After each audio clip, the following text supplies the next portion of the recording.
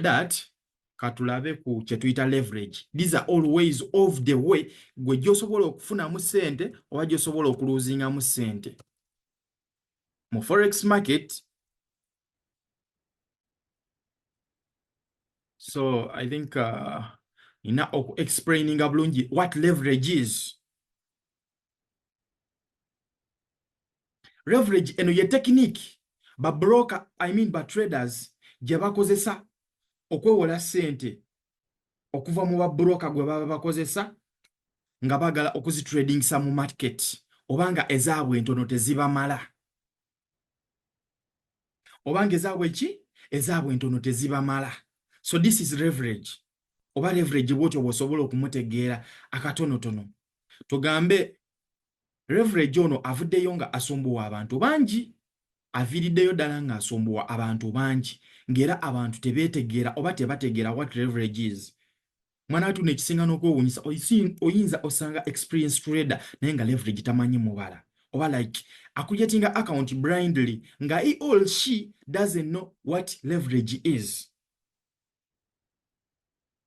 Size kukomentinga, size kujerega oba size kutereeza, wabula nzize okusomesa abo abatuufu oba those ones who will follow me nga baagala my knowledge. Ngenda banyonyola ekituufu about leverage, ate weewala otya leverage. Kubanga leverage alina advantages amaanyi n'ate katiro omuntu atamumanyi leverage. Waneno broker wasingira okukubbira ssente zo ku leverage, wanti tomanyi leverage.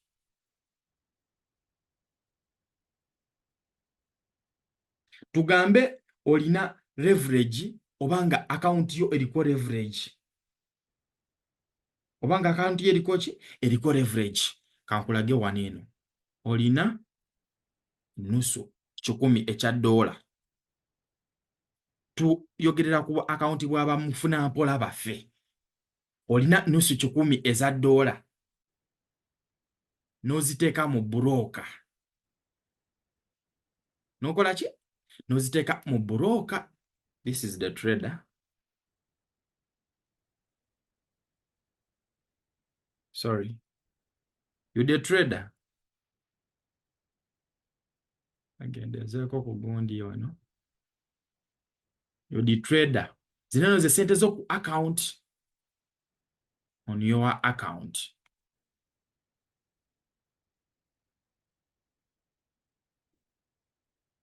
Ono ye broker. Broker ogwokozesa yankosa Light Finance. By that mwerabira Telegram channel weri oba Telegram group eyo gye tuteeseza, gye twewerako ku magezi kuba trading abatuuseewa oba bakola ki mu Telegram group eyo. This is the broker. Tugambe yo broker wamudepositizeemu kinene ekyo 10 n'omutransferingirako kino emeka kino ekikumi, kino ekikumi n'okitransferinga n'okijja ezo sente zo z'obadde nazo kati ozitransferinze kankasase kaneno katugira ozitransferinze n'oziza mu broker wano ekikumi kino.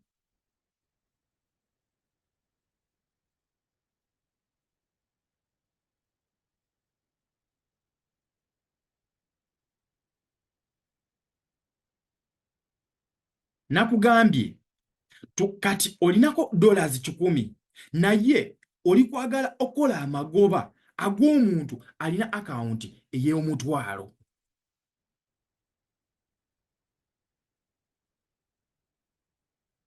Omutwalo gwa $. Gw'oli kwagala okukola olowooza ganeno n'agakola omuntu ali ku akawunti ya $1,000. Gw'oli ku akawunti ya $10 olowooze nti ogenda kubeera mu kaliddeemu naye. Kati waneno ba brokers oba banene abaana ba trader bakola batya? Broker yakisimplifyinga asobola okuwolayo ku ssente. Kati zineno ssente broker zaakuwoze oyo gwe tuyita leverage. Oyo gwe tuyita ki? Leverage. Why? It's borrowed money from the broker for you to trade. Sente broker zaakuwoze ze tuyita leverage. kati leverage ekola etya oba ekuaffecting etya oba ogikolako otya ssente. Leverage, this is the thing, kintu kyangu nnyo, kintu kyangu nnyo. Gwe okusobola okukola amagoba ag'ono ali mu mutwalo g'asobola okukola, ate jjukira nti ono ali mu mutwalo naye teyeebaka, naye ayinza okwagala leverage, eyiye n'ayagala leverage oba yeewole ssente mu broker asobole okupressinga trades z'abantu aba emitwalo 10. Kuki? Ku gundi zaabwe.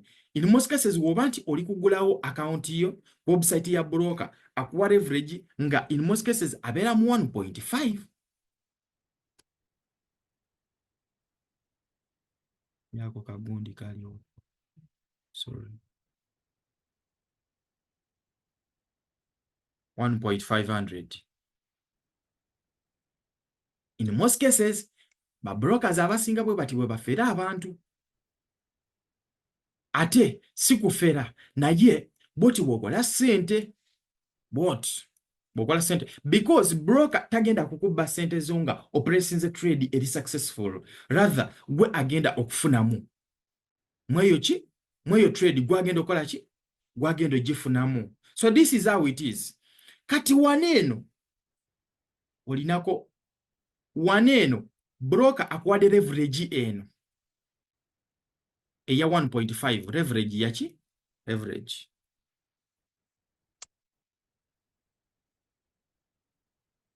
eno kitegeeza ki nti each dollar $1 you deposit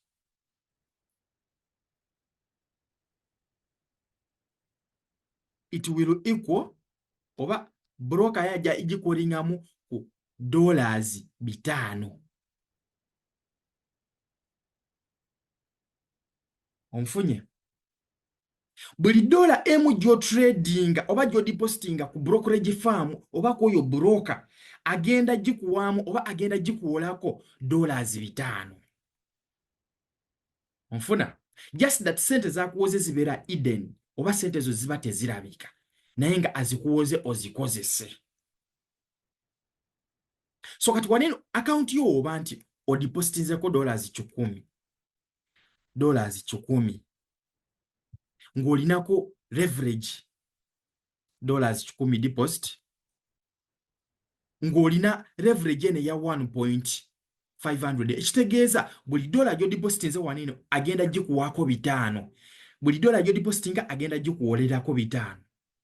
Era kyova olaba waneeno ebeera always ebeera 1 oba zino zisooka stroke 1 nabuneeno obudotide ne wajjawo eno 1. Lwaki? Each dollar it gives you oba buli dola gy'akuwa agenda kuwa gy'odipositinze mu eyo faamu ye oba ku kampani ye agenda kuwaako 5.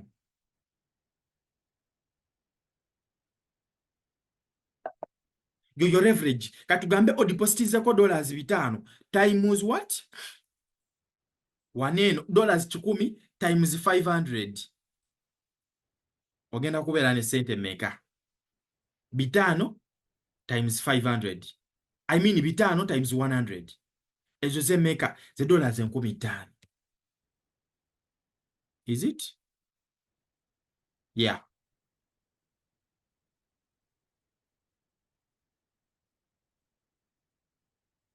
Onfuna? So kati waneeno kyokola kiri simple. Jasse ezo 5 $500 minus $100 which will equal to 4,900.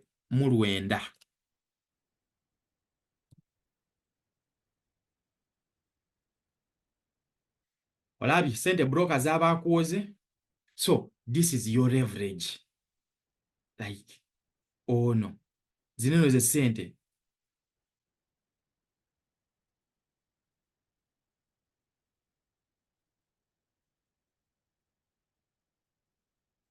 zino ze sente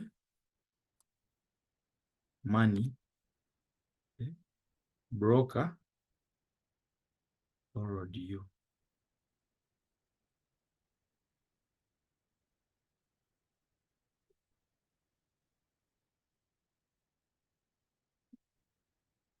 Oba otegedde bulungi leverage nkikunyonyola bulungi nkisimplifyinze mu ngeri esoboka okukunyonyola leverage oba onfuna nkunyonyodde bulungi leverage kati tugambe leverage wo osetinze akawunti yo ng'eri mu 120. This is the best leverage. Leverage wo tugambe broker ali wabadde ogula account omusetinze bwoti. Leverage ono nabeera mu 120. Muki? Mu 120. Kati waneno okola otya? Oba okifunamu otya? This is it. Kiri simple nnyo. Kyangu nnyo. Ekitegeeza tugambe olina account yo, olina account ko kaliko $50. So ogenda odipositinga mu broker oyo. So kati waneeno ekitegeeza broker waba nti akuwadde 1 to 20, ekitegeeza buli dola emu gy'odipositinga waneeno agenda kwongererako $20. So this is what you're going to do. Okwata zineno $50 times 20, which will equal to ng'okubisaamu.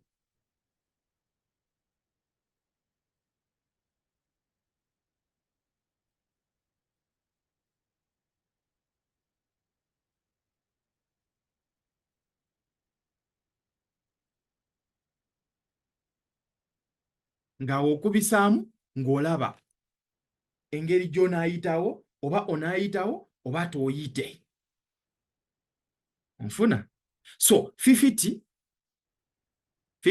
sorry, dollars z'aba agenda okuwa, which will equal to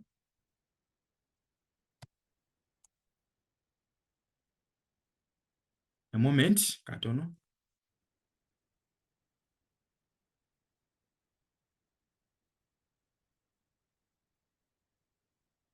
nga naye okubisaamu awo, that's $1,000 minus, lowooza mbakola minus mukitegeera, minus awa $50 tutegeere sente broker zatuwoze nga tetuzitegeera, oba tutegeere sente eziri hidden broker zatuwoze. Ekitegeeza 1,000 minus $50 zijja kubeera $950. Oba ontegedde?